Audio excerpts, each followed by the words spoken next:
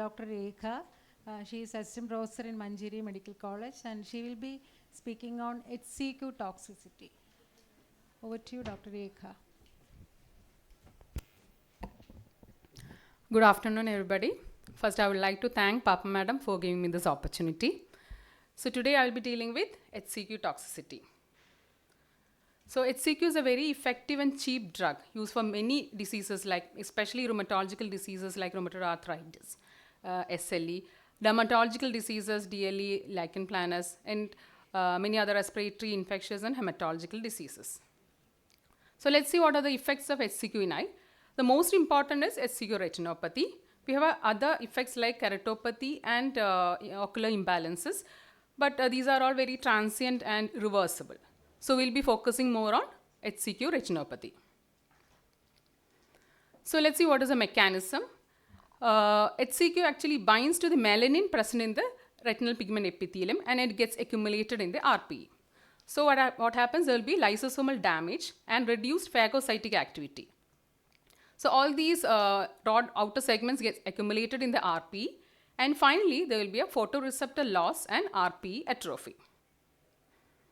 Now let's see what are the risk factors for toxicity. So the most important risk factors are daily dosage and duration of treatment. If the daily dosage is more than 5 milligram per kilogram and if the duration of treatment is more than 5 years, these are the most important risk factors. Other risk factors are renal disease, that is the glomerular filtration rate will be lesser and the drug tends to accumulate in the body, and use of other concomitant drugs like tamoxifen, and the presence of pre-existing macular diseases. Here the screening also will be difficult. Other less important risk factors are age, more than 60 years, presence of liver disease and genetic factors. Now why screening is important in HCQ retinopathy? The most important factor is that it is an irreversible change. Next is the cellular damage progresses even after we stop the drug. So these are the two important factors why screening is important in HCQ retinopathy. Suppose we recognize the retinopathy at the bullseye maculopathy stage.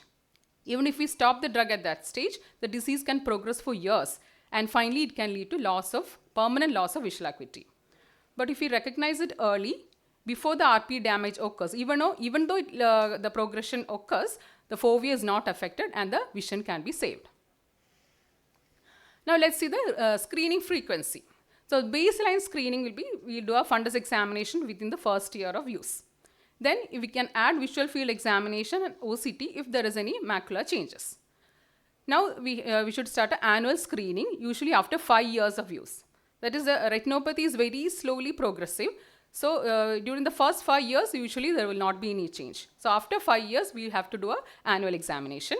But if there is any major risk factors, as we have mentioned earlier, then we have to start screening after 1 year of use. Now let's see what are the fundus changes. So the most important change will be a parafoveal maculopathy. So you can see around the macula, the fovea is spared, but in the parafoveal region, we get a RPE changes. Usually it is 2 to 6 degrees from the fovea. But in certain population, especially Asian population, we get a pericentral maculopathy. That is the macular area is spared. It is usually around the arcade. Or also we get a mixed pattern. Now regarding the clinical examination techniques. So the recommended screening test will be first primary test, most important test will be the visual field and OCT. We have other objective tests like multifocal ERG and fluorescent fundus autofluorescence, and newer tests like microperimetry and adaptive optics retinal imaging is also important. So the subjective test will be the visual field examination. We can do a 10-2 if we suspect a parafoveal maculopathy, or in Asian population, since the pericentral macula is affected, 30-2 or a 24-2 is preferred. Objective test will be SDOCT, fundus autofluorescence or a multifocal ERG. At least one of these objective tests should be positive. Only then we can tell it is a toxicity. A subjective and at least one of these objective tests should be positive. So in the visual field, you can see that in 10-2 we get a paracentral field defect, and in 30-2 again paracentral field defect can be seen. Now OCT, what is the change? We get a disruption of the ellipsoid zone, the interdigitation zone, and in the external limiting membrane. And because of this, since the foveal region is spared, we get a flying saucer sign. Now in fundus autofluorescence, there is a paracentral ring of hyper or hypoautofluorescence. So hyperautofluorescence is seen in early change, where it is because of the increased lipofuscin activity. All these rod outer segments get accumulated and there will be increased lipofuscin activity. Because of this, we get a hyperautofluorescence. But later, if there is a RP atrophy, RP cell death, there will be hypoautofluorescence. So in the first picture, you can see a parafoveal hypoautofluorescence. This is a pericentral hypoautofluorescence. Now, multifocal ERG. In multifocal ERG, what is happening? We are generating local ERG responses. So, topographically over the posterior pole. So, we can objectively see where are the areas of involvement, whether it is parafoveal, extrafoveal, you can see. Now, what are the newer tests? So, microperimetry, actually we are combining the visual field and perimetry along with retinal imaging. So, we can directly see the area, directly map the stimulus in the region of interest. So, where are we actually looking for the parafoveal area, that can be checked. And adaptive optics retinal imaging, it's a newer test.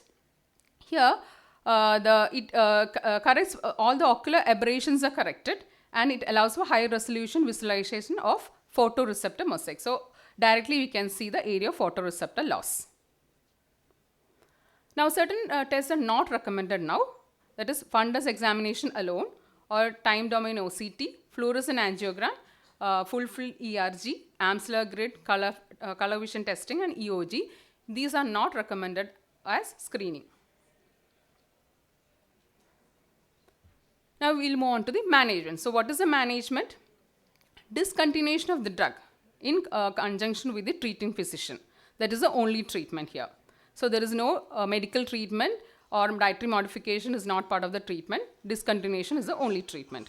And we have to inform the patient that visual function may deteriorate even after stopping the drug because of the slow clearance. So, to conclude, early identification of HCQ toxicity is important. Why? Because it leads to irreversible loss of vision. And early identification of HCQ toxicity requires a multimodal retinal imaging.